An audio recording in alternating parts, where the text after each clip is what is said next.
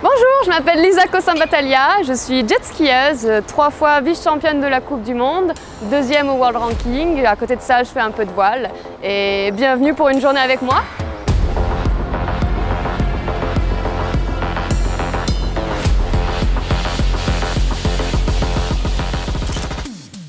Bonjour, je m'appelle Michel Thor, je suis membre du Rocket Jet Club depuis 1993. Je suis aujourd'hui l'entraîneur de Lisa Cossin-Battaglia en jet ski à bras.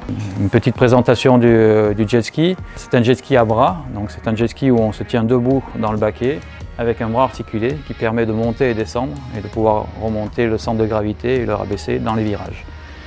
Au niveau des performances, on va dire qu'on est à peu près à 110-120 km/h, ça dépend des préparations et ça commence à aller très vite sur l'eau.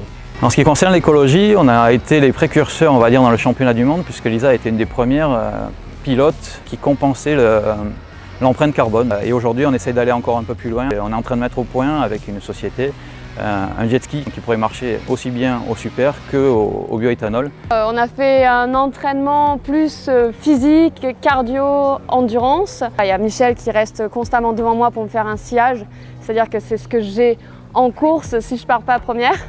Là, forcément, j'ai toujours le sillage d'une ou 20 personnes. Donc ça, c'est vrai que c'est très important de travailler avec ce sillage qui est glissant.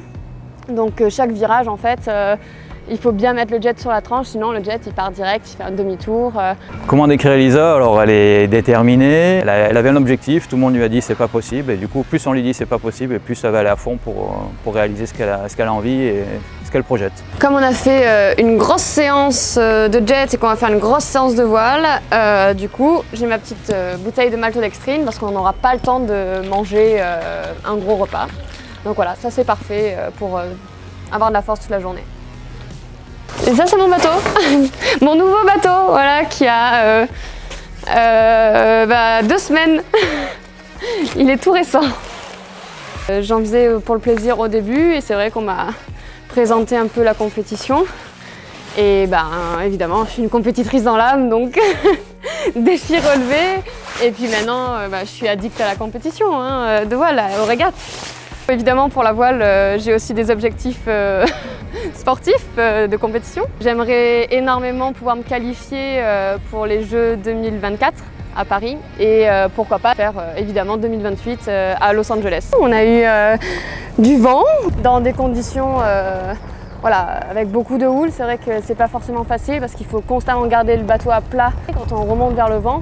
Et donc c'est vrai que le bateau a tendance à toujours bouger et au moment du virement, faut faire bien basculer pour pouvoir virer. Donc c'était assez sympa. J'étais pas si sportive que ça avant, mais là en fait c'était obligé d'avoir une prépa physique si tu veux pouvoir performer dans le sport à haut niveau. Donc là maintenant c'est rentré dans le quotidien. C'est pratiquement tous les jours.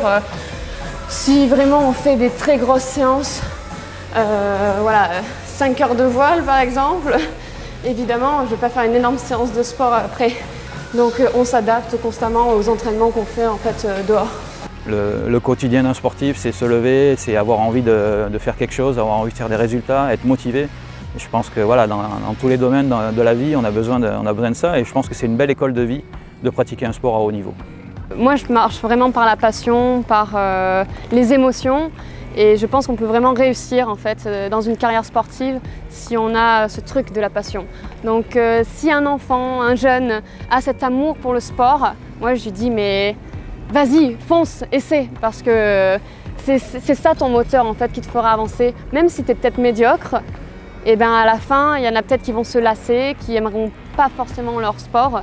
Et toi finalement tu sortiras du lot parce que justement c'est tout ton amour qui en ressort, quoi.